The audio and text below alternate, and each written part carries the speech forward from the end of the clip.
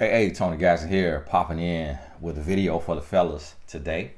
I typically try to do videos for the fellas. Sometimes people ask me, why don't you do more videos for the guys? Well, only 5% of my audience is men, so I can only do 5% of my videos for men. And just also part of my mission and my message is I'm a man, so I better understand the behaviors of men than I do the behaviors of women. So it's only certain things that I could speak on to men about women because he and I are still learning. But I fully understand the ways of a man and how we act and how we think. And so that's why I describe that most often. But I want to talk to the men today. I've been married 14 years. And when I tell people my marriage is perfect, of course, I'm using a word that is not really attainable. But when I think about what could be better in my marriage, to be honest with you, me giving my wife more time than I give her now. And I give her time, quality time every day. So the one thing that could be better in my marriage is me having more time from saving the world, trying to save the world, and just being able to look deeply into my wife's eyes. So that's why I say my marriage is perfect, because also my wife doesn't complain about the time that she gets. She's not asking me for more time. She's not sad. She's not depressed. She's not crying. I don't get to see my wife cry because we don't argue. She doesn't get to see me storming out because we don't argue. We've learned how to communicate. So for lack of a better term, and also because I like speaking things into existence or calling things what I want them to be called, I say my marriage is perfect. But if I really had to literally rate it for somebody just because perfection is not attainable, other than based on your perception of it. So perfection is actually attainable in a relationship because you define perfection. So another man may say, well, does your wife cook every day? And I say, no, my wife doesn't cook every day. Then your marriage isn't perfect, because he thinks that a woman cooking every day makes her a woman. I don't see that as a woman. So we define good, bad, ugly, perfect ourselves. And this is what I want the men to understand. When it comes to choosing a wife, one of the biggest mistakes we make is we choose her with our little head instead of our big head. We choose her with our eyes instead of our heart. And that's the mistake that we make. And the reason why we make that mistake is because we live in a world that is so overly sexualized that from a young age we are given to masturbation and then to nude magazines and pornography. And those things lead us down a path of sexual immorality and perversion. So now when we go into the world and we're trying to look for a wife, something that is very substantial, something that is very meaningful, something that is the crux of our life, and it really can make you or break you, we end up looking for the woman that we've seen in a magazine or on the phone or on a movie, and that's not reality. And then we get with the woman and we want her to be what we've fantasized about, and that's not reality. And so we will compare her performance in the bedroom to the performance of a professional that you watch on a phone screen. Now, I will admit to you that I've never had that issue in the sense of struggling with an addiction to pornography. I've never actually watched a full pornography. And the reason why I say that I understand it's a problem, because I know so many men that have. And I get to see the difference in the way I looked at my wife and the way so many men I meet are looking for their wife. It's totally different. So when I met my wife, it was more so about her substance than it was about her looks, because she didn't have the body that I fantasized about. She didn't have the body that was praised and portrayed in the magazines, on the music videos, which was a big deal back then, and on the movies. Her body would have been almost the opposite of that. And had I been overly superficial and said, hey, I want the video vixen, especially being raised in the South where, you're known for fried chicken and collard greens and cornbread, and what that does, with a woman's shape. My wife having different genetics, being half Indian, her ancestors being from India, and half African, meaning black, both of her parents being Jamaican, but one is a black Jamaican, one is an Indian Jamaican. Her mom not being shaped like the body type from Africa that I was more accustomed to. Her mom was more so long, slender, and lean, not, short and compact, with large backside that I was around, that I grew up with. It was a different bloodline. And so you mix that with her dad, whose ancestry is from India, which is a completely unique build in itself. And you put that together, and then you have my wife. And that was the totally different than what I grew up around seeing. I grew up around seeing women who were very shapely, very curvy. And my wife was more so straight up and down. And so had I been into pornography and into nude magazines and into those things, I wouldn't have married my wife, because I would have been so caught up on fantasy or vision or media programming. And this is where I see so many men today can't meet their woman because they're literally looking for something out of a magazine. They're looking for this woman who has this unique complexion, this unique eye color, this unique hair texture, this unique height, this unique shape in her body, this, perfect stomach, perfect everything. And then also want her to be a woman of God, want her to desire to cook every day, to clean every day, and to sleep with him every day. And so with men having this fantasy subconsciously in the mind, it's destroying our reality. So we can't ever hold on and grasp reality for what it is and appreciate a woman for being a human, because we're comparing her to something that's not real. And even when you see this is a real human you're watching on this site or this movie or these magazines, a lot of times what we don't take into consideration is that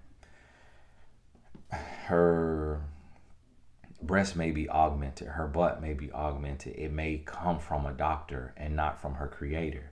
And her teeth, her lips, her nose, her cheeks, and what she's doing on the video you're watching is that's what she does every single day for a living, and that is her life, and that is what she has mastered.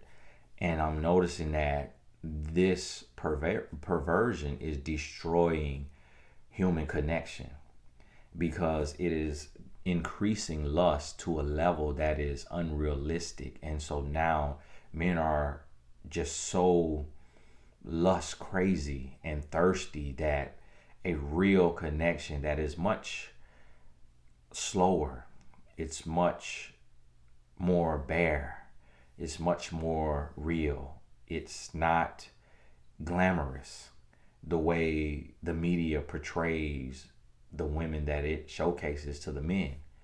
When you have a woman, there may be stretch marks, there may be chin hairs that she plucks, there may be lip hairs that she waxes, there may be varicose veins, there may be ankles that are swollen, feet that are swollen, there may be allergic reactions, there may be adult acne, there may be cystic breakouts, there may be life gripping cramps for 3 to 7 days a month.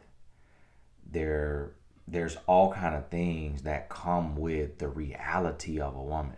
But what we're being served up is this unreal performance from exotic dancers and from adult performers on videos, and then from Instagram and Facebook and Twitter. And so now men are seeing women as objects and not as human beings, as sex toys and not as human beings. And that is subconsciously, most men don't even realize how they're comparing this woman, what they're comparing this woman that they're on a first date with, what they're comparing her to. The first 3 months, what they are comparing her to. And this is what you have to be mindful of. So understand this.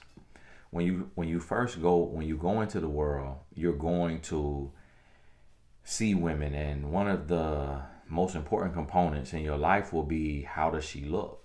And the same goes for a woman to a man, but you're asking yourself, how does she look? And so the question is, how does she present herself? How is she dressed? Here's the thing. She will be dressed in a way that you can tell she's not attention seeking.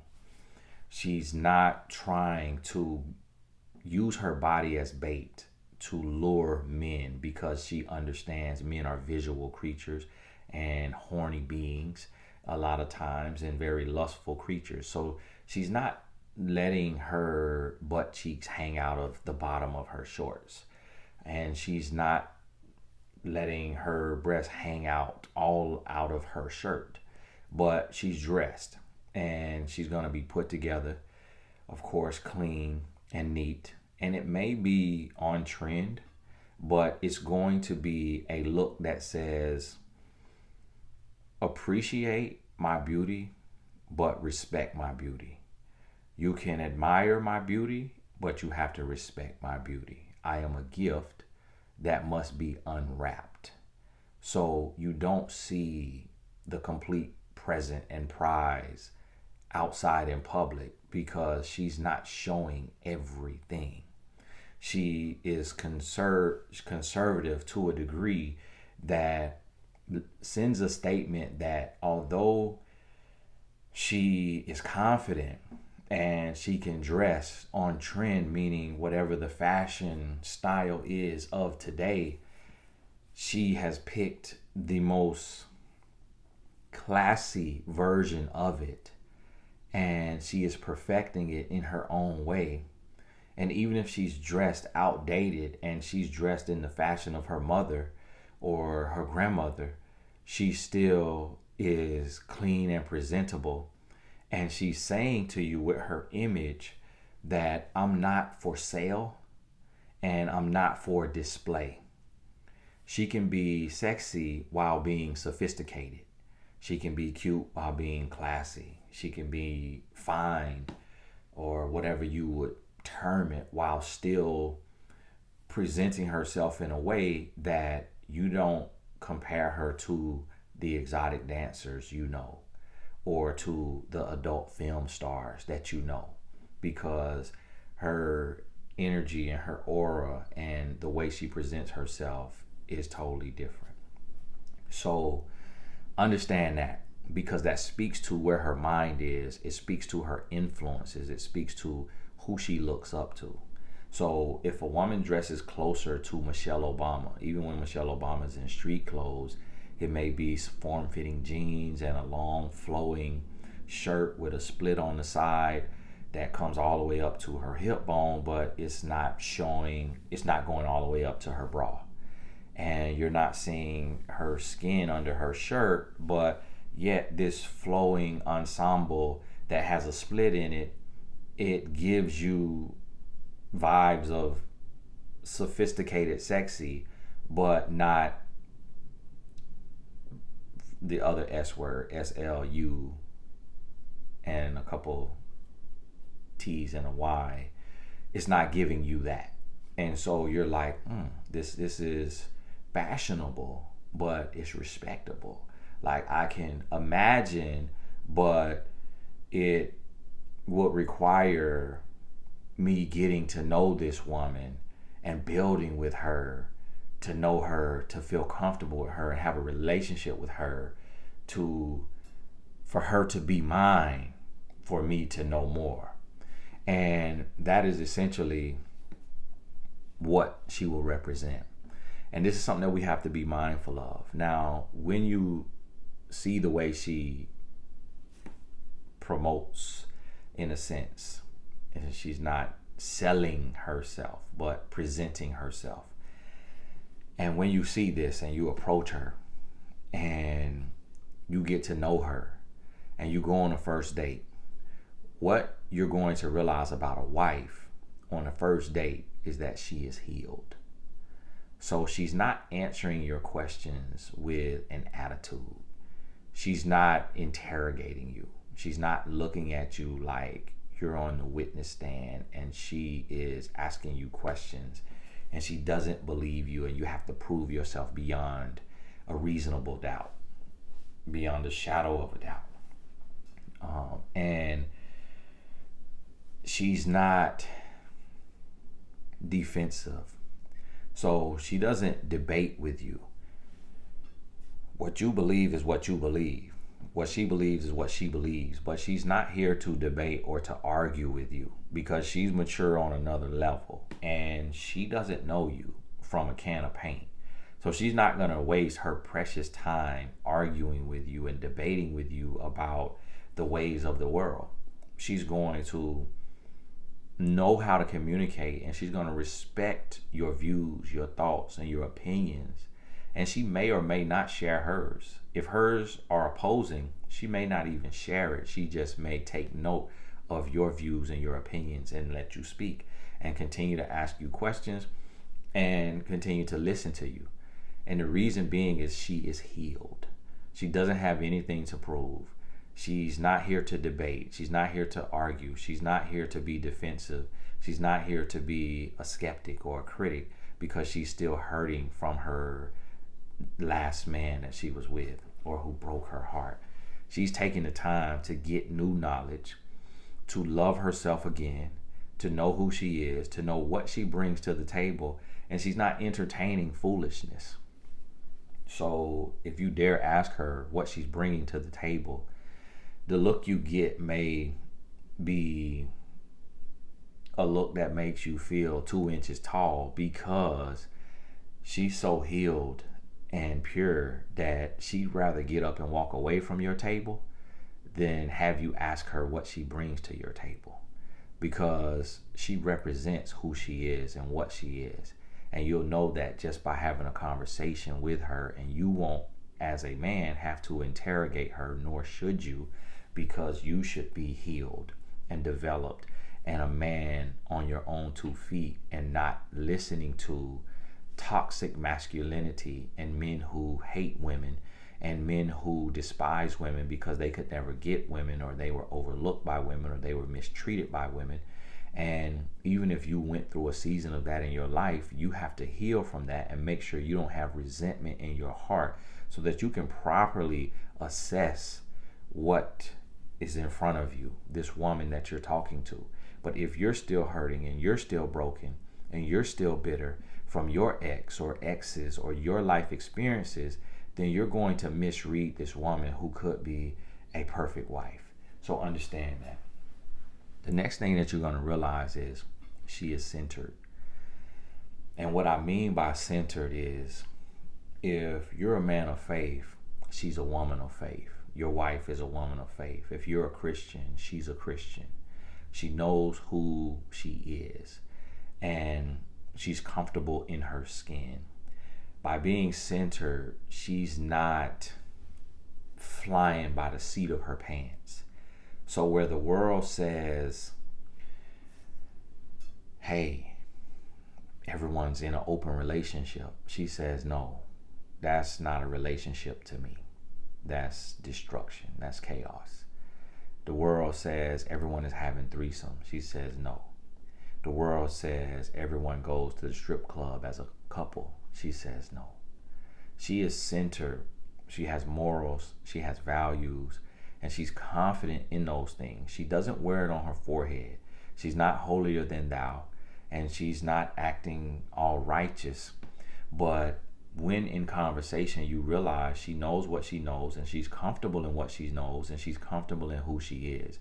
She's not going with the flow. She's not a leaf in the wind. She's a tree firmly planted by the water, and her roots are deep.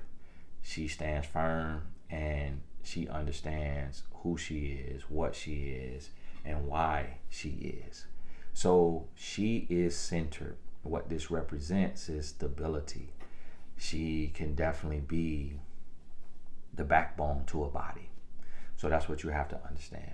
The next thing, what you're going to realize is she has goals or a goal. And what I mean by this is she's going somewhere. She knows what she wants. She either has a business, works in a business, and whichever one she's in, she has a goal for that role. So if she's in business, she wants to build her business to a certain level. And she knows what level that is. If she's working for a company, she wants to reach a certain level. If that's not the place she wants to be, then she knows where she wants to be, what company she wants to work for. If she's not in business, but she knows that she's an entrepreneur, she will have a desire for business and she will know what she wants to do. You won't hear, I don't know who I am. I don't know where I'm going. You will hear a certainty in her voice. Even though that may change, she will be certain in that moment where she's going and what she wants. So she will say something to you like, well, I'm getting ready to get my PhD and I want to be a professor at Georgetown University. Or she will say, I am in the process of mapping out and planning, and I'm looking at locations because I want to open a nail salon. Or she will say, I work for such and such and it's going great, but my ultimate goal is to be the VP of sales or marketing. And so what I need to do is finish this certification. I'm also getting my master's, and then I will be better positioned so that when the opportunity arises, I can apply. She will have a goal. She will know where she's going. And this is what you have to understand. It's not one of the women who, when you talk to her, she kind of doesn't have a comment on anything, on politics, on religion, on sports. She's kind of just like, oh, I'm if a person is atheist, if a person is Christian, it doesn't matter to me. Like, what is faith? It just really, it's up to the person. I'm okay. Whatever lifestyle. And as far as business, like, I really don't know what I want to do. Like, I struggle with it every day. One day I want to do eyebrows. Another day I want to sell waist trainers. Another day I just want to be like a stay-at-home mom and just like pop out babies every year and just like love on my kiddos. And she's not going to be that type of woman. And even though all of that may transpire in her life, herself will have a goal. She'll have a vision. And lastly, what I would say, and of course you could add more to this based on who you are as a man, she will be a role model. And what I mean by this is you have to ask yourself when you're on a date with this woman, can this woman lead my daughter? If I had a daughter, or if you have a daughter, would I want her to grow up to be like this woman? Would I want my daughter to dress like this woman as an adult when she's an adult? Would I want my daughter to talk like this woman? Meaning the words she uses, how she expresses herself. Would I want my daughter to think like this woman? See, this is something that will really tell it all, because the love from a father to a daughter is going to be totally different because your daughter comes from you. She's flesh of your flesh, blood of your blood. And so you're going to love her purely, instantaneously, if you allow your heart to do so. And so that love is so pure. You want perfection for your daughter. And would you hire this woman to be a tutor, to be a mentor for your daughter, if you did not have a relationship with your daughter's mother? Would this woman be a woman you would want your daughter to look up to? And you may not be able to tell on the first date 100%, but by about the 10th date, you should have all of these questions answered. You should see all of this. And if you don't, as a man, you should be able to say, hey, I don't want to waste your time. I realize that we're just not really a fit. I'm not really the man for you. And just my life is in one place, your life is in another place. And I don't see us going in the same direction. And it would be unfair of me to drag you along when I know that your husband is out here and you're intentionally and purposefully dating and you're ready to meet your husband. And I can honestly say, as a man, just from getting to know you over these 10 dates or so, I don't think that I'm the best fit for you. And she may cry, it may sting, it may hurt, but when she wakes up the next day, she'll have a profound respect for you, because she's met so many men who will feel that way and just ghost her and not give her any closure and not tell her anything. She's dealt with so many men who will wine and dine her and woo her and get her into bed and sleep with her and then feel that way and ghost her, or tell her what you're telling her to release her, but he's already taken her body. And so she feels empty, she feels less than, she feels used, she feels abused, she feels mistreated, she feels discarded. So as a man, when you realize this woman is not your wife, immediately let her know in the kindest way possible. Real men don't ghost women. Real men don't blame or point out what it is that you don't like, because what you don't like, it doesn't mean she needs to change it, because there's a man who would like her exactly how she is. And if you try to change a human being to be what you want her to be, you never know when she'll revert back to who she originally was. So it's best to see who she is and believe who she consistently is, and then make a judgment call from there. So listen, this is a few ways you can identify your wife.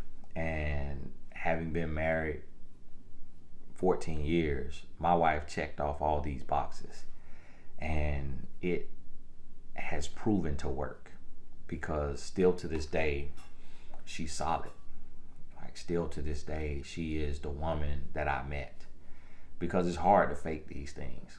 She's the woman that I met. And I'll be honest with you, it's so amazing that in 14 years, I could say at max it feels like a year and 4 months, just to play off the 1 and the 4. It really, I can tell we will be together for the rest of our lives, because it still feels new. And it feels that way because she's healed.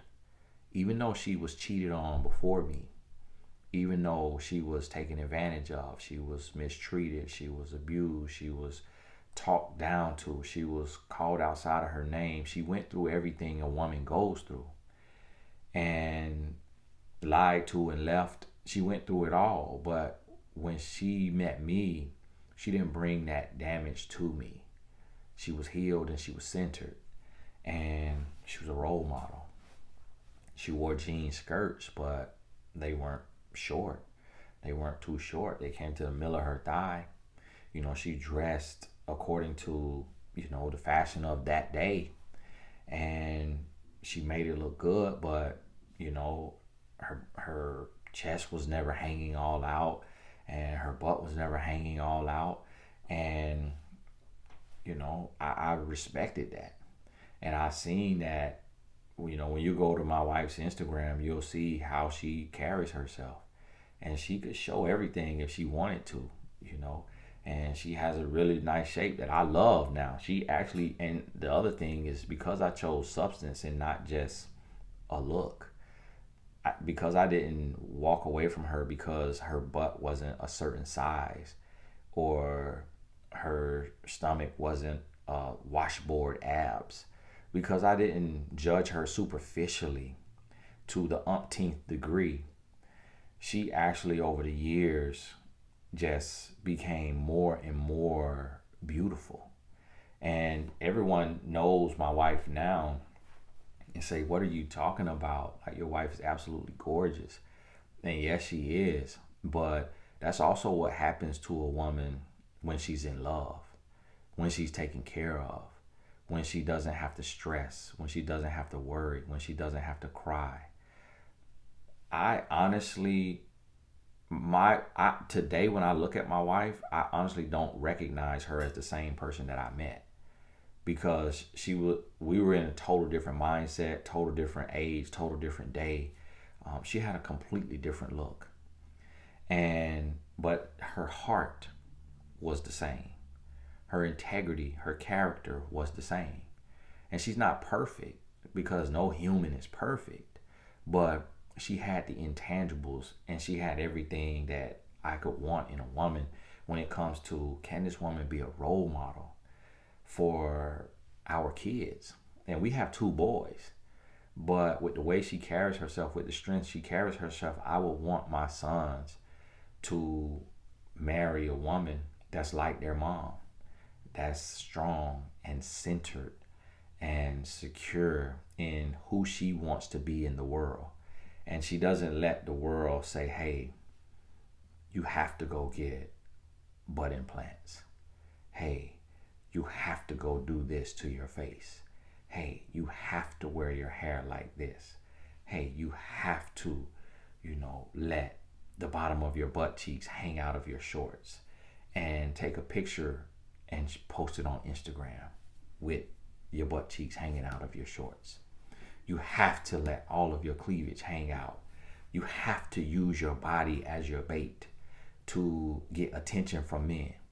She doesn't let the world, although the world is screaming that, and a lot of women are listening to it and doing it, she doesn't let the world force her to be something that she doesn't feel makes sense, or that she doesn't feel comfortable doing.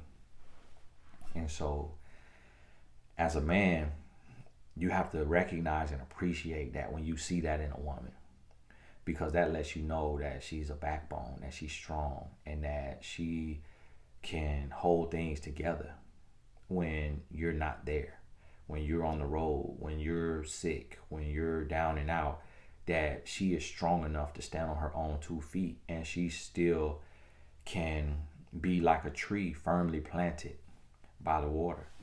And she doesn't float like a leaf in the wind because she's afraid and she's uncertain and she's insecure and she's broken and she's hurting, and she lets the world dictate and determine who she is and what she thinks about herself. But she loves herself, and even when she does something that may be on trend, that may be happening in the world, she does it from a secure standpoint that says, "This is for me, and I'm going to do it my way and make it fit me." So she'll enhance herself, and she'll dress, and she'll speak, and she may dance, and she may do things that are happening. She may like a song that's on the radio. Like, it doesn't, I'm not saying she's an alien. I'm not saying that she can't relate to anybody. But what I'm saying is, she doesn't go against her morals and her values for anyone. And if she can't make whatever is happening in the world fit inside of her principle, her morals, her values, then she doesn't do it. And so that woman if you look at the body, she can be the spine. And what is a body without a spine? She can be the spine. And she can be the head when she needs to be the head. And what I mean by that is there will be areas in life that as a man you're not strong in. For me, it's education and school. My wife is the head in that area because I don't know what's the best route for kids in school to prepare them for college. She does, because that's the route she did. That's the route her sisters did. So she understands how that works. And I'm not always decisive on every decision and everything that you do as a couple, as a family in life. But being that she's strong and she's confident, she doesn't wither away. She doesn't shrink in the face of opposition or when a decision needs to be made and I don't know what to do. She has a strong voice and a strong opinion, and that brings balance to my life. That helps me out. And when I'm getting ready to do something, make a move in my business, and I can't see myself from the outside looking in, I can go to her. And even though she's not in my industry doing what I do, she can firmly give me her opinion, and it makes total sense. And it's because she knows who she is. And yet at the same time, she's not demanding, controlling, or too headstrong to be humble.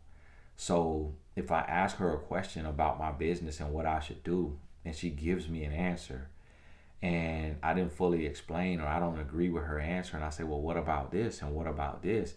She's able to then see my angle and what I'm processing in my mind and say, well, now that you say that, that makes perfect sense. Yeah, you should not do what I just said. Instead, you should do this because it's in line with what your heart wants to do, and I see where you're going with this, and that makes sense. There's nothing wrong with that. And so it's not like she's a know-it-all. It's not like she's going to pitch a fit if I don't agree with an opinion. Instead, she's there to be a sounding board, to be a listening ear, to be a support system, and just to make sure that I'm not miscalculating. And so she adds her set of eyes to anything I'm dealing with or looking at, and her perspective brings peace. It brings calm. It brings stability. And that's what you want in a woman who is independent, so that she can stand on her own 2 feet. And you're independent, standing on your own 2 feet, and you come together, and that makes you interdependent. So often as men, we make the mistake of trying to choose a woman who is codependent or a woman who is dependent, so that we can feel like more of a man because we get to call every shot without being questioned. And she doesn't know how to do anything, and she won't do anything without us making the call for her. So in essence, she's a robot. She's a lapdog. She's just whoever you tell her to be. And that's not what you want in a woman. And don't think that that's masculinity, and don't think that that's manhood, and don't think that that's what leadership means. It's not. You want a woman who is strong and who is confident, but yet also humble and respectful. So don't confuse this woman that I'm describing as the woman who yells at you and curses you out. That's not centered, and that is not healed. So there's a fine balance here, and I think you get what I'm saying. So listen to it again if you don't, and it'll make sense. And if you're a man and you happen to need me, and you need to really assess the woman that you're talking to and see if she's your wife, just email in to support@tonygasson.com, and hopefully if I'm doing one-on-one sessions, we can set something up. God bless you. We'll talk soon.